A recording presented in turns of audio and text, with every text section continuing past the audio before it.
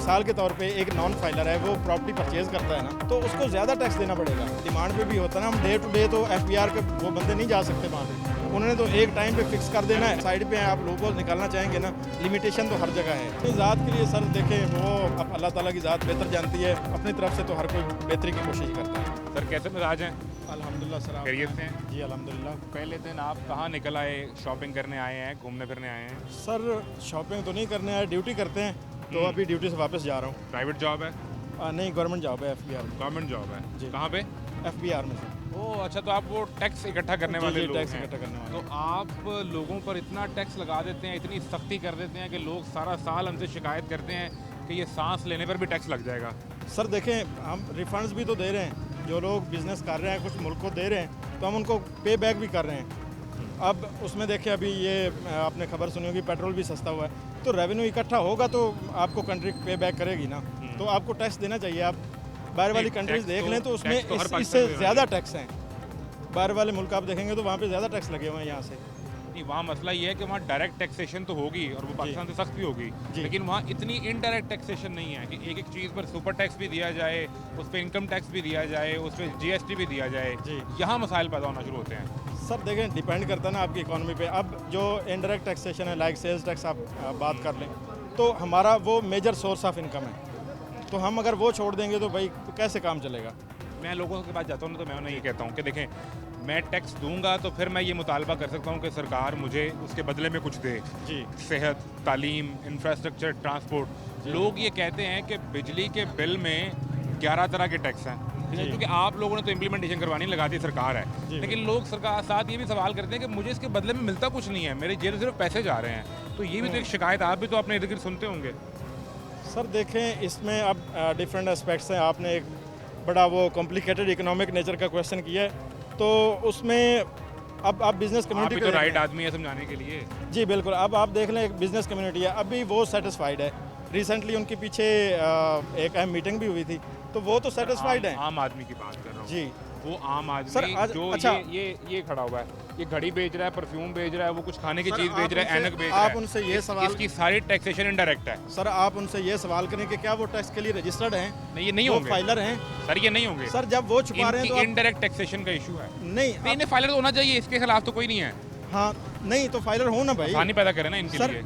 आसान है बिल्कुल, टैक्स नेट में आए, फाइलर हो। फाइलर होना कोई मुश्किल काम नहीं है। मैं आज फाइलर होना चाहता हूँ जी। इनमें से कोई भी। हाँ, हो जाएंगे। मुझे क्या करना पड़ेगा? सर आपको जस्ट बेसिक अपनी जो इन्फॉर्मेशन है, आपकी जो एसेट्स हैं, जो आपकी इनकम है, वही देनी पड़ेगी, आप रजिस्टर्ड हो जाएंगे बस।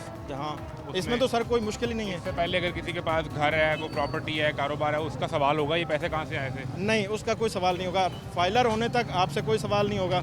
उससे आगे जो आपकी इनकम होगी वो तो जाहिर सी बात है, आपको ईयर एंड पे आपको बताना पड़ेगा। इनकम टैक्स पे आप इनकम टैक्स लेंगे, फिर वो कोई अपना घर बेचेगा उस पर आप गेन टैक्स ले लेंगे। कोई रजिस्टर करवाएगा तो उस पर भी आप टैक्स ले लेंगे। फिर वो कुछ एक सर्टेन अमाउंट के पैसे कमाएगा तो उस पर आप सुपर टैक्स ले लेंगे। अब आप उसमें वो इनडायरेक्ट टैक्सेशन से बचने के लिए फाइलर होगा, तो उसके बाद डायरेक्ट टैक्सेस का जो इतना बड़ा पहाड़ है वो गिर जाएगा। देखें, अब आप एक चीज़ को नेगलेक्ट कर रहे हैं। किसको? अब मिसाल के तौर पे एक नॉन फाइलर है, वो प्रॉपर्टी परचेज करता है ना, तो उसको ज़्यादा टैक्स देना पड़ेगा। अगर वो फाइलर है तो उसे टैक्स कम देना पड़ेगा। वो अंडर वैल्यू रजिस्टर करवा लेगा। नहीं, उसका कोई तरीकेकार नहीं है आपके पास? सर नहीं, बिल्कुल है। अब देखें, उसमें बेस वैल्यू गवर्नमेंट ने हर इलाके के हिसाब से वो फाइनल कर दी हुई है। उस बेस वैल्यू पे प्रॉपर्टी नहीं बिकती है, आपको पता है, मुझे भी पता है। नहीं, बेस वैल्यू पे तो नहीं बिकती। टीसी रेट की बात कर रहे हैं ना? हाँ, टीसी रेट लेट्स सपोज एक जगह पे एक मरले का 20 लाख रुपया है, और उसी जगह में कमर्शियल मार्केट यानी जो मार्केट है उसमें उस मरले का रेट होता है 45 लाख रुपया। वो रजिस्टर्ड 20 लाख पे हो जाता है। जो ऊपर का 25 लाख है वो आपको पता भी होता है, लेकिन आप पकड़ नहीं सकते। सर देखें, उसमें ऑनेस्टी और फेयरनेस भी तो कोई चीज़ होती है ना। अब आप पब्लिक जो है वो चीज़, बेस रेट को नीचे क्यों रखते हैं? बेस रेट से जो बड़ा ऐसा मगरमच्छ है वो निकल जाएगा, उसके लिए आसानी पैदा हो जाएगी। जिसने एकड़ों में ज़मीन खरीदनी है तो फायदा तो उसका हो जाएगा, आम आदमी पे पिसेगा। अब हर जगह पे कुछ ना कोई लिमिटेशंस हैं, तो ये मसाइल तो है ना। मसाइल तो बेस रेट और मार्केट के रेट का मसला तो है ना। तो क्या ये तय करने वालों को नहीं पता था कि बेस रेट ये नहीं है? सर देखें, वो डिमांड पे भी होता है ना, हम डे टू डे तो FBR के वो बंदे नहीं जा सकते वहाँ पे, उन्होंने तो एक टाइम पे फिक्स कर देना है। अब अगर हम इसमें ना, मैं इसको हेल्दी डिस्कशन होना चाह रहा हूँ ताकि इससे को फायदा हो, देखने वालों को सीख सके। ये नारगली है। हाँ जी। लाहौर का सबसे जो प्राइम इलाका उनमें इसका शुमार होता है, ठीक है। यहाँ किसी को कोई दुकान खरीदनी हो तो बेस रेट क्या होगा, आप एक अंदाज़ा अगर कायम करें एक नहीं, अंदाजा अब बता दें। मेरे ये माइंड में नहीं है, मैंने चीज़ नहीं, ये कोई नहीं अंदाज़ा देखी। कायम कर सकें कि इस प्राइम एरिया में लाहौर में क्या बेस रेट चलता होगा। नहीं सर, मैं वो नहीं कर सकता क्योंकि मुझे आइडिया नहीं है इस चीज़ आप तो उस 20 लाख का जो हमने मिसाल दी उस पर ले सकेंगे, जिस पे रजिस्टर हुआ होगा, ट्रांसफर हुआ होगा। का। सर देखें, गवर्नमेंट अपनी देखिए तरफ लूप से, होल तो मैं एक जो नॉन टेक्निकल आदमी हूँ उसने आपको खड़े खड़े पकड़ के दे सर दिया वो है। हर जगह पे हैं, वो हर साइड पे हैं। आप लूप होल निकालना चाहेंगे ना, लिमिटेशन तो हर जगह है, लेकिन अब उसमें ये है कि गवर्नमेंट अपनी तरफ से एक वो मैक्सिमम कर सकती है जितना वो कर रही है। अभी आपका जो इदारा है एफबीआर ये मजीद सख्ती करने जा रहा है टैक्स के हवाले से या रूटीन वही रहेगी और दूसरा सर टारगेट देखें पूरा जो कर लेंगे इस साल? सर देखें, जो चीज़ें आपके सामने हैं वो पब्लिश्ड हो रही हैं, हमारे पास भी वही इन्फॉर्मेशन है, तो वो आप वो चेक कर सकते हैं कि वो क्या कर रहे हैं क्या नहीं कर रहे हैं। उसके मुताबिक तो हम हर साल खसारे का बजट देते हैं, हमारा टैक्स जो टारगेट है पूरा नहीं हो नहीं, पाता। किसने कहा है टारगेट खसारे का पूरे हो बजट रहे नहीं हैं? देते? नहीं, सारे का उसमें आप देखें वो डिफरेंट चीज़ें आ जाती है, जस्ट उसमें आप एफपीआर को नहीं ब्लेम कर सकते। टैक्स इकट्ठा करने की अथॉरिटी तो हमारे पास एफबीआर है ना, ये हम्म। यार रीजनल लोकल पंजाब की होगी, लेकिन अल्टीमेटली तो जो नेशनल बजट हमारा बन रहा होता है वो एफबीआर के टैक्स इकट्ठा करने वाले हैं। सर- गवर्नमेंट के पैसे कमाने की एक ही मशीन है और वो एफबीआर है। नहीं, ये थोड़ा सा क्वेश्चन इररिलेवेंट हो जाता है कैसे? कि ये थोड़ा सा मतलब इनसाइड इन्फॉर्मेशन है जो आप यहाँ पे मीडिया के सामने मुझसे कहलवाना चाहते हैं। बहरहाल ये है कि वो अपनी तरफ से मैक्सिमम काम कर रहा है इदारा। चलिए, मुझे आपसे मिलकर अच्छा लगा। अब ये तो बात हो गई जी हमारे मुल्क की हालात और इकॉनमी की, जी। तो आप उससे मुझे मिल गए।